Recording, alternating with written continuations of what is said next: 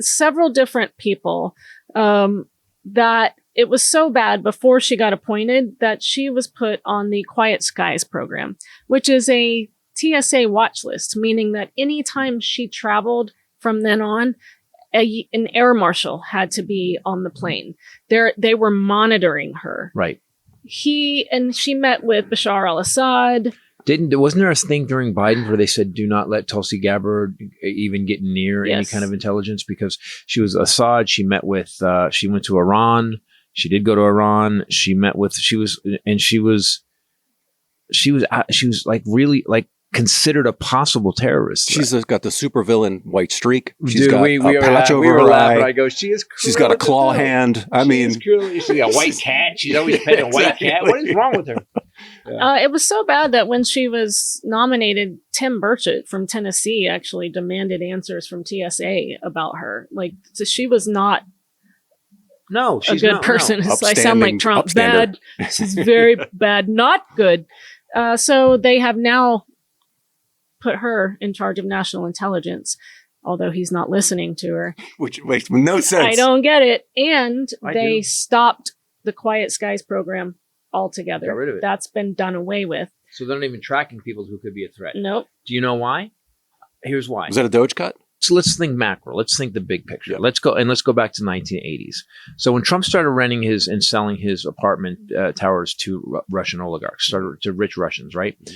So and by he'd done that from the early 80s on. Now in 87, he gets invited to go to Russia. He meets with Putin, young Putin, over there, and they become friends. He then does 2 or 3 beauty pageants there. Visited Russia numerous times. We had an agent come out that say that his code name is Agent Krasnov. He's literally been working for the Russian government. He is a Russian asset. So what if you were a Russian asset for that long? By the way, Don Jr. and Eric both said that we don't need to use banks anymore. A lot of our money is loaned to us by Russian money. You can find all this stuff. Just to be clear, the Russians went to him. Like he didn't No.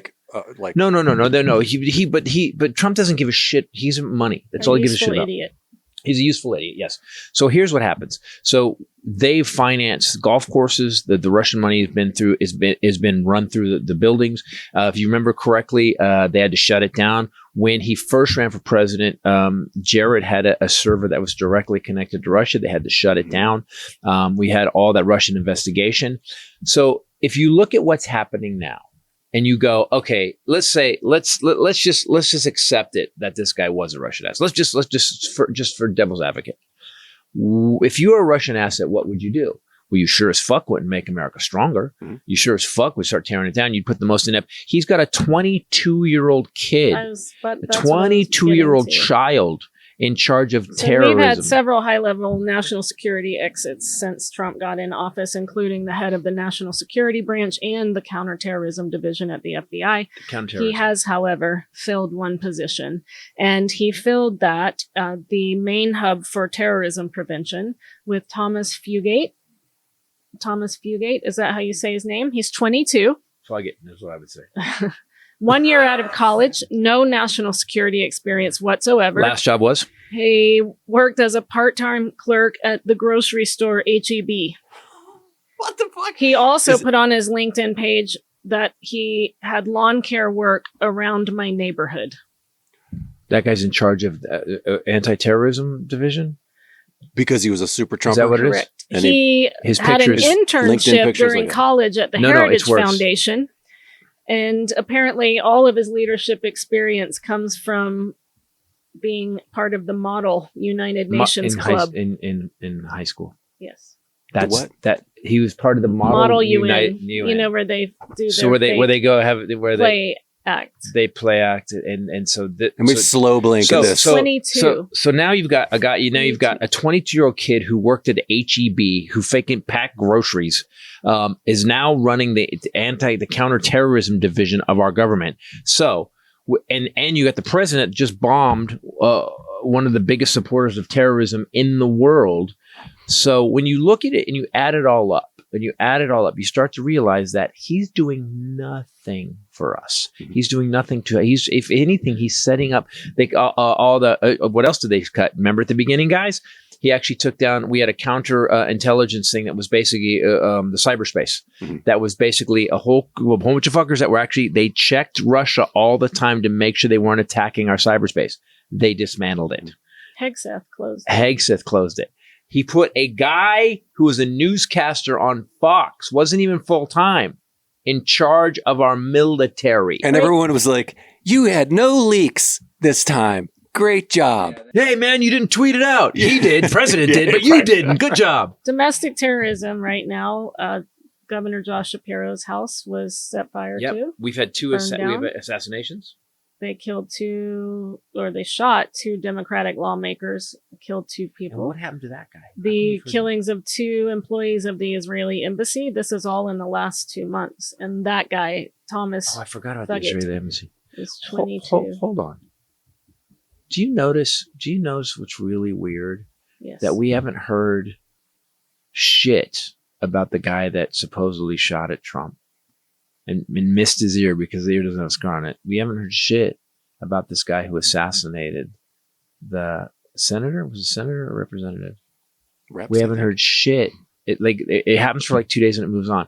And I wonder, is it just by design to keep creating a new nightmare so we just forget all the nightmares? Because if we just listed it, it's unimaginable on the daily. Yeah. Like this shit would have taken down Obama in a day. Imagine if Biden hired a fucking 21-year-old.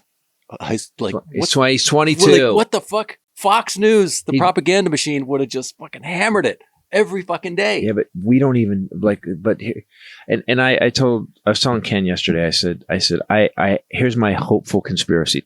Now it's hopeful conspiracy hour. You ready? Since we did the ETA, Election Truth Alliance podcasts, which guys, thanks for watching it. I hope you got something out of it. It was one of our highest watched things. There has been more investigations. The Rockland County, New York thing is moving forward. Someone else I just read today, scientist has looked at all the ETA's data and posted an article today about it. Said this is impossible. He said it's actually impossible. There is a lot of movement beginning in social media about the anomalies in the election and that Rockland County thing. I've started sending him things. I sent him the craziest video yesterday. I put it out. I looked it up. Well, I said, "Go! Can you fact check?" I sent it to him and said, "Fact check this for me. Tell me, is this?" I did. I researched it. Holy shit! So Palantir is working with another company, and basically that company deals with surge protection for voting machines. However, surge protections that's a plug, right? That's a plug with a switch. Yeah, that's a circuit, right? No, it's actually. So I did some research into it. They actually connect to the voting machines through 2 ways: Wi-Fi or Ethernet cable. And so now we've got that. We've got. There was a big thing. This is the one thing I couldn't find. Skylink supposedly had 265 other satellites go online the day or the day before election, but not connected to anything. Oh, if you guys want to see this video, go to my Instagram, Ray Bradley, and just hit me up, send me a message, and I will send it to you because holy shit, we're way ahead of this.